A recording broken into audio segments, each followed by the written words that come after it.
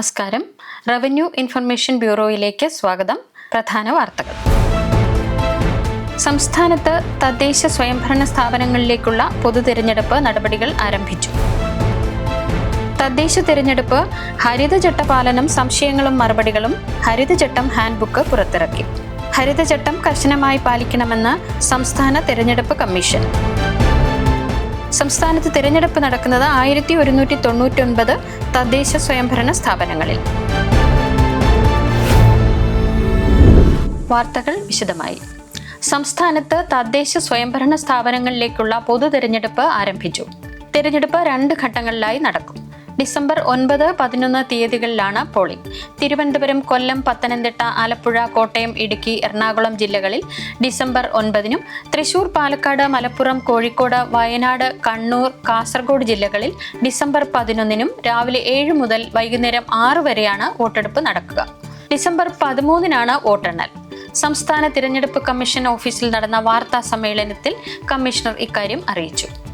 November 14-ന് സംസ്ഥാന തിരഞ്ഞെടുപ്പ് കമ്മീഷന്റെ വിജ്ഞാപനവും ബന്ധപ്പെട്ട വരണാധികാരികൾ തിരഞ്ഞെടുപ്പ് നോട്ടീസും പുറപ്പെടുവിച്ചതോടെ സ്ഥാനാർത്ഥികൾ നാമനിർദ്ദേശ പത്രികകൾ സമർപ്പിച്ചു തുടങ്ങി.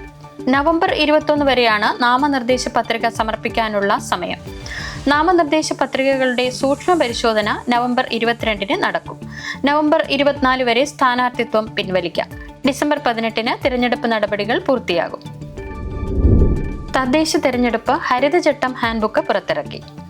തദ്ദേശ സ്ഥാപനങ്ങളിലേക്കുള്ള തെരഞ്ഞെടുപ്പിനോടനുബന്ധിച്ച് തെരഞ്ഞെടുപ്പ് കമ്മീഷനു വേണ്ടി ശുചിത്വ മിഷൻ തയ്യാറാക്കിയ ഹരിതചട്ടപാലനം സംശയങ്ങളും മറുപടികളും എന്ന ഹാൻഡ്ബുക്ക് സംസ്ഥാന തിരഞ്ഞെടുപ്പ് കമ്മീഷണർ എ ഷാജഹാൻ പ്രകാശനം ചെയ്തു. ഭൂമിയെ സംരക്ഷിച്ചുകൊണ്ട് വോട്ട് ചെയ്യുക എന്നതാണ് ഇത്തവണത്തെ പൊതു തെരഞ്ഞെടുപ്പിനുള്ള സന്ദേശമെന്ന് കമ്മീഷണർ പറഞ്ഞു. ഹരിതചട്ടം പാലനം സംബന്ധിച്ച് ശ്രദ്ധിക്കേണ്ട കാര്യങ്ങൾ, സംശയങ്ങൾ, മറുപടികൾ, നിയമ നടപടികൾ, സർക്കുലറുകൾ, ഉത്തരവുകൾ തുടങ്ങിയ വിവരങ്ങൾ പുസ്തകത്തിലുണ്ട്.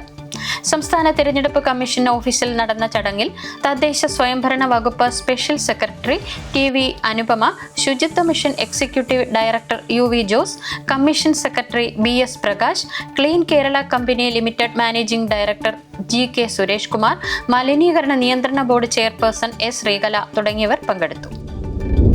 തദ്ദേശ തെരഞ്ഞെടുപ്പ് ഹരിതചട്ടം കർശനമായി പാലിക്കണം. തെരഞ്ഞെടുപ്പ് കമ്മീഷന്റെയും തദ്ദേശ സ്വയംഭരണ വകുപ്പിന്റെയും മേൽനോട്ടത്തിൽ തെരഞ്ഞെടുപ്പിൽ ഹരിതചട്ടം പൂർണ്ണമായും പാലിക്കുന്നുവെന്ന് ഉറപ്പാക്കും. ശുചിത്വ മിഷൻ എക്സിക്യൂട്ടീവ് ഡയറക്ടറാണ് ഹരിത പെരുമാറ്റച്ചട്ടം നടപ്പിലാക്കുന്നതിനുള്ള നോഡൽ ഓഫീസർ. തെരഞ്ഞെടുപ്പ് പ്രചരണത്തിന് പ്ലാസ്റ്റിക്, PVC, ഫ്ലക്സ് തുടങ്ങിയവ പൂർണ്ണമായും നിരോധിച്ചു. ബോർഡുകൾ, ബാനറുകൾ, ഹോർഡിങ്ങുകൾ തുടങ്ങിയവ നിർമ്മിക്കുന്നതിന് പേപ്പർ, PCB സർട്ടിഫൈ ചെയ്ത 100% കോട്ടൺ, പുനഃചംക്രമണം ചെയ്യാവുന്ന പോളി എത്തിലീൻ പോലുള്ളവ ഉപയോഗിക്കാം. രാഷ്ട്രീയ പാർട്ടികളുടെ ഇലക്ഷൻ ഓഫീസുകൾ അലങ്കരിക്കുന്നതിന് പ്രകൃതി സൗഹൃദ വസ്തുക്കൾ മാത്രം ഉപയോഗിക്കണം.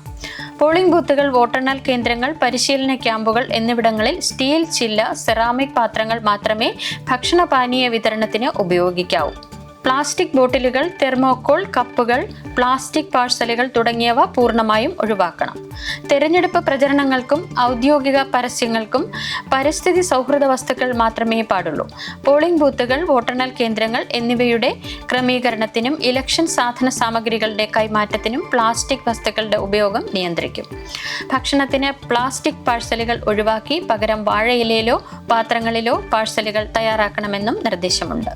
തെരഞ്ഞെടുപ്പ് പ്രചരണത്തിന് ശേഷം പാർട്ടികളും സ്ഥാനാർത്ഥികളും പ്രചാരണ സാമഗ്രികൾ ശേഖരിച്ച് യൂസർ ഫീ നൽകി ഹരിത കർമ്മസേനയ്ക്ക് കൈമാറണം.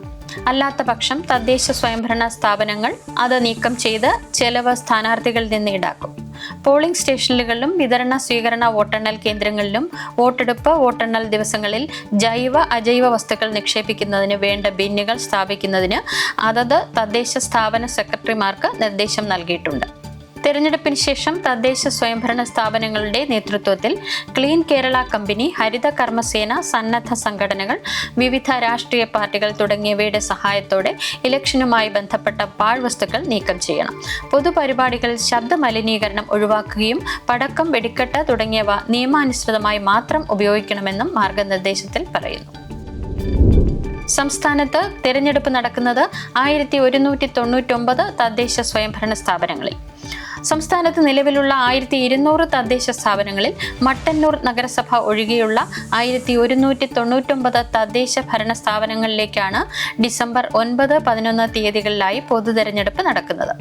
941 ഗ്രാമപഞ്ചായത്തുകൾ, 152 ബ്ലോക്ക് പഞ്ചായത്തുകൾ, 14 ജില്ലാ പഞ്ചായത്തുകൾ, 87 മുനിസിപ്പാലിറ്റികൾ, 6 കോർപ്പറേഷനുകൾ എന്നിവയിൽ ആകെ 23,612 വാർഡുകൾ ആണ് ഉള്ളത്. ഓരോ വാർഡും ഒരു നിയോജക മണ്ഡലമാണ്. 941 ഗ്രാമപഞ്ചായത്തുകളിലെ 17,337 വാർഡുകൾ, 152 ബ്ലോക്ക് പഞ്ചായത്തുകളിലെ 2,267 വാർഡുകൾ, 14 ജില്ലാ പഞ്ചായത്തുകളിലെ 346 ഡിവിഷനുകൾ, 86 മുനിസിപ്പാലിറ്റികളിലെ 3,205 വാർഡുകൾ, 6 കോർപ്പറേഷനുകളിലെ 421 ഡിവിഷനുകൾ എന്നിവ ഉൾപ്പെടെ 23,576 വാർഡുകളിലേക്കാണ് തിരഞ്ഞെടുപ്പ് നടത്തുന്നത്. 2025 ഒക്ടോബർ 25 പ്രസിദ്ധീകരിച്ച അന്തിമ വോട്ടർ പട്ടികയിൽ 1,34,12,470 പുരുഷന്മാരും 1,50,18,010 സ്ത്രീകളും 281 ട്രാൻസ്ജെൻഡറുകളും ഉൾപ്പെടെ ആകെ 2,84,30,761 വോട്ടർമാരുണ്ട്. പ്രവാസി ഭാരതീയർക്കുള്ള വോട്ടർ പട്ടികയിൽ 2,484 പുരുഷന്മാരും 357 സ്ത്രീകളും ഉൾപ്പെടെ ആകെ 2,841 വോട്ടർമാരാണ് ഉള്ളത്. വോട്ടെടുപ്പിനായി 33,746 പോളിംഗ് സ്റ്റേഷനുകൾ ഉണ്ടാകും.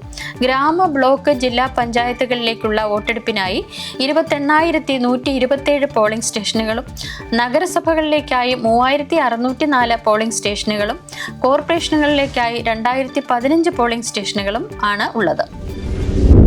ഇതോടെ ഈ ബുള്ളറ്റിൻ പൂർണ്ണമാകുന്നു.